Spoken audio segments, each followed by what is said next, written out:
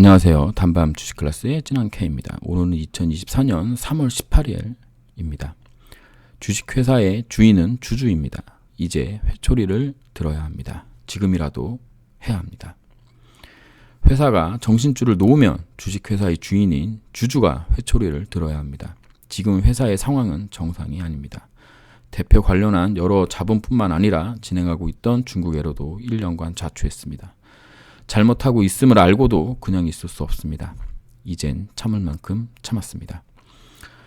주식수 200주 가지고 있는 주주인 제가 의결권 대리 행사 권유 참고 서류를 냈습니다. 주식수가 적다고 뭐라고 하시는 분이 있는데 이게 논리적 근거가 있는 이야기인지 저는 이해가 안 됩니다. 주식 많은 사람도 가만히 있는데 네가 뭔데 그러는 거냐라고 말씀하시는 거라면 200주밖에 없는 놈도 이러는데 더 많이 가지고 있는 사람이라면 저보다 더 적극적으로 회사에 이야기해야 하는 것 아닌가 이렇게 말씀드리고 싶습니다. 지금 주가가 이해가 되고 만족한다는 것인지요. 지금 회사가 알아서 일하고 주가 오르면 난 나갈 것이니 잡음 일어나는 거 난 싫다. 저는 이 정도로 이해합니다.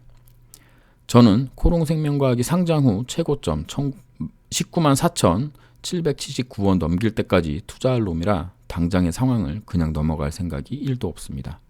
이 종목으로 깡통 차고 다시 투자하는 놈의 마음을 이해하실 분이 있을까요?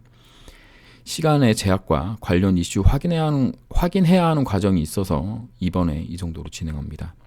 지금부터 코롱생명과학 상황이 얼마나 안 좋은지 내용 보시고 판단하시길 바랍니다.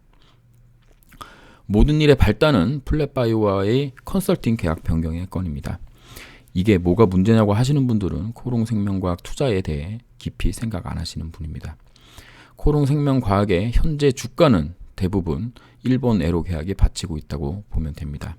앞으로의 기대 가치는 중국 기술 수출에 달려 있습니다. 그 이후에 영업이익 숫자로 증명해야 됩니다. 또한 KRS 2031나 3021의 기대 가치가 반영돼야 주가가 최고점을 넘을 수 있습니다. TGC의 성공의 최대 수혜자는 코오롱 티주진이기 때문입니다. 기술 수출 금액의 50%, TGC 매출액의 2%의 권리가 코오롱 티주진에게 있습니다. 그동안 코롱생명과학은 인공호흡기 단 상태로 생존만이 가장 중요한 문제였습니다. 하지만 지금은 미국 FDA 임상이 재개됐고 투약 완료를 앞둔 시점입니다. KRS 2031 임상 결과가 나오고 KRS 3021 FDA IND 신청이 대기하고 있는 상황입니다. 일본 임상 시작도 올해 안에 해야 합니다. 그래서 인공호흡기 벗어 던지고 재활치료 중이었는데 행정소송 고등법원 판결로 명치 한 대 맞고 휘청이고 있는 상황입니다. 2021년 영업이익이 39억 흑자, 2022년 영업이익이 16억 흑자인데 올해 실적은 어떠한가요? 241억 적자입니다.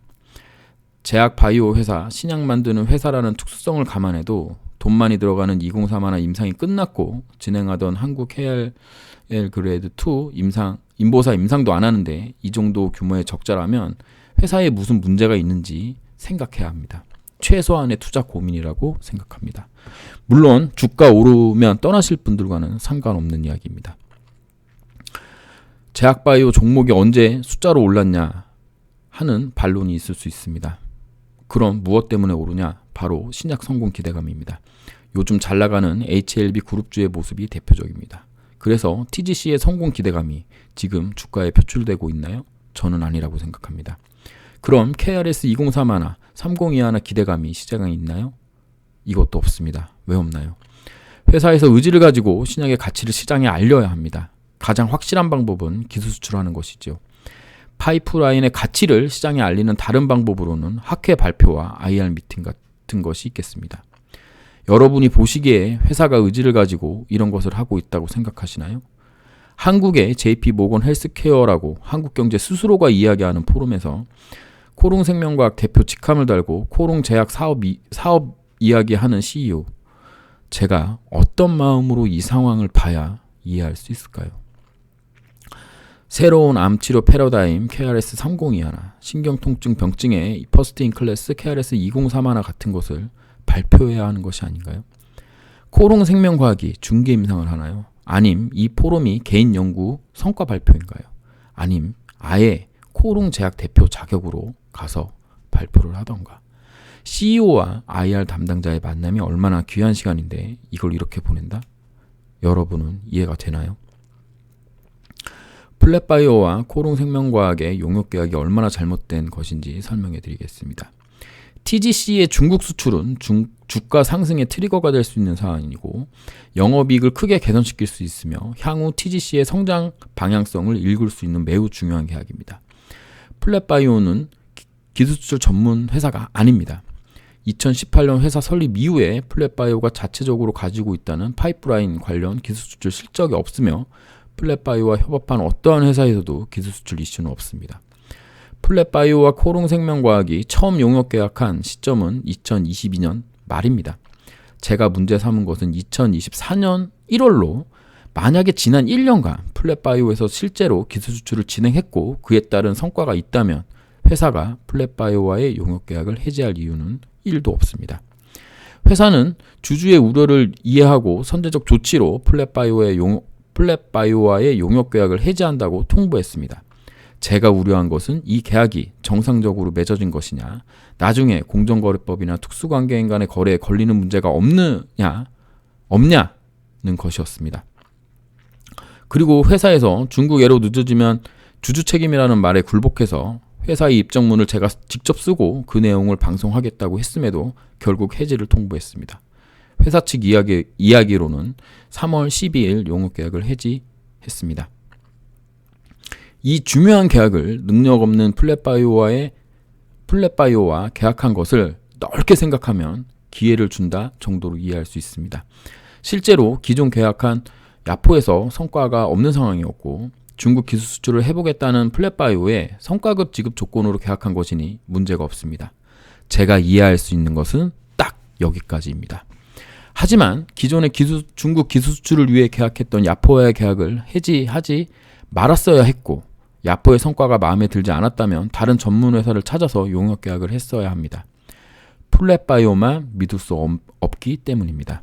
하지만 코오롱 생명과학은 최대 사업 아이템을 1년간 정신줄 놓고 감나무에서 감이 떨어지기만 입 벌리고 있었습니다. 용역 계약의 성과가 얼마나 없으면 이렇게 계약을 해지할까요? 조단위 계약으로 예상되는 중국 애로를 유튜버가 뭐라 한다고 해지한다는 것이 말이 되나요? 회사가 잘하고 있다면 문제를 덮겠다고 책임있는 팀장님들에게 말씀드렸는데 끝끝내 해지를 했습니다. 아무 성과가 없다는 것이지요. 또한 계약이 유지되어 플랫바이오의 기술 수출 용역 대금이 지급되었다면 문제가 되는 상황이라는 것을 회사 스스로 용역 계약을 해지함으로써 확인해 주었습니다. 결국 플랫바이오에 돈 지급된 것도 없고 성과도 없고 계약 유지를 해서 일이 잘 되어도 뒤탈이 걱정되니 코오롱 생명과학은 용역 계약을 해지한 것입니다. 만약에 이런 상황이 아니라면 플랫바이오에서 이의 제기를 해야 하는 상황이 아닌가요? 관계사끼리 짬짬이니까 그런 것 아니냐고요? 그래서 더 문제라는 것입니다. 중국 기술 수출은 그 규모로도 상징성이 있고 바이오텍의 생사가 달린 문제이고 무엇보다 여러분이 가장 중요하게 생각하는 주가에 큰 영향을 주는 일입니다. 이런 계약을 짬짬이로 한다고요? 그래서 성과가 나오면 좋은데 성과도 없고 성과가 나오면 나중에 불공정 거래 또는 특수관계인 거래 부정으로 언론에서 문제 삼고 대표는 법정 출두하고 회사는 검찰 금감원 조사로 박살나고 이게 인보사 사태와 무슨 차이가 있나요? 다행인지 불행인지 용역계약 해지하는 것으로 문제는 해결되었지만 또 다른 문제는 중국 기술 수출은 시작도 못했다는 것입니다. 다시 스타트 라인에서 시작해야 합니다. 이런 상황에 주가가 어떻게 2019년 4월 이후 최고점 59,500원을 갈까요? 무슨 좋은 아이디어라도 여러분은 있나요? 게다가 이 계약의 또 다른 문제는 KRS 2031나 302하나까지 다 가져가는 10년짜리 계약이라는 것입니다. 무슨 종신보험 계약하는 것도 아니고 능력이 검증되지도 않은 회사에 계약기간이 10년이라니 이게 말이 되나요? 회사는 독점 계약이 아니라고 하는데 플랫바이오 회장님이 코오롱 생명과학 대표님인데 다른 회사에 기회를 줄까요? 합리적으로 이걸 어떻게 이해해야 하나요? 실제로도 다른 회사와는 계약하지 않았습니다. 이런 상황이라 주가가 가고 싶어도 안 가고 행정소송 판결 나와서 어퍼컷 맞고 복구도 안 되는 것입니다. 위 상황을 저도 생각하는데 여의도나 외국인은 고려 안 할까요? 대체 회사가 무엇을 잘했다고 신경 쓰지 말라는 말을 하시는지, 어차피 예정된 호재 나오면 주식 털고 나갈 분들의 말씀이라 생각합니다. 이 용역계약을 감사가 정확히 지적해서 문제없게 시스템을 밟아 진행했다면 회사는 저의 논리를 완전히 깨부시면서 일을 진행했을 것입니다. 그런데 그러지 못했습니다. 왜 그럴까요? 이 계약에 관한 어떠한 근거도 없기 때문입니다. 수수료 지급 기준만 있고 코롱생명과학이 플랫바이오를 검증했거나 플랫바이오가 코롱생명과학 파이프라인을 검증했다는 근거가 없습니다. 조단이 기술수출 용역계약을 맺는데 아마 플랫바이오에서 제출한 사업제안서 같은 것도 없을 것입니다. 만약에 있었다면 지난 임원과의 면담에서 저를 이해시키기 위해 표지라도 보여줬을 것인데 그러지 않았습니다. 이와 관련해서는 저도 따로 증거가 있습니다. 자, 그럼 왜 계약이 이렇게 되었느냐? 새로운 대표님 오시고 첫 번째 이사회에서 이렇게 계약이 변경되었네요. 해석은 여러분이 하시기 바랍니다. 저는 좋은 이야기 할 수 없어 이만 줄입니다. 그래서 감사의 역할이 매우 중요합니다. 상법상의 이사회를 견제할 수 있는 것은 감사뿐입니다. 그런데 새로운 감사님이 지주사에서 옵니다. 얼마나 능력이 있는 분인지는 모릅니다. 언론에 나온 바로는 대장동 불법 대출 관련했다는 뉴스가 있습니다. 저는 감사의 독립성을 담보할 수 있고 주주의 목소리를 전달할 수 있고 회사의 경영을 투명하게 인도할 분을 추천할 수 있고 선임할 수 있도록 이번 신규 감사 선임에 반대 의견을 냅니다. 판단은 여러분이 하시면 됩니다. 옳고 그르다 없습니다. 맞고 틀린 것도 없습니다. 다만 회사의 주인인 주주로서 주총 현안에 참여함으로 회사에 확실한 메시지를 주어야 한다고 생각합니다.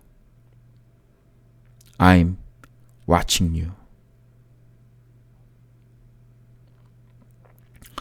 네이버에서 주주총회 전자투표라고 검색하여 내일부터 여러분의 의사를 회사에 전달하면 됩니다. 18일 10시 반부터 12시까지 유튜브로 실시간 방송할 생각입니다. 안티 형들도 환영합니다. 난장 파티가 되겠지만 신나게 해보도록 하죠. 감사합니다.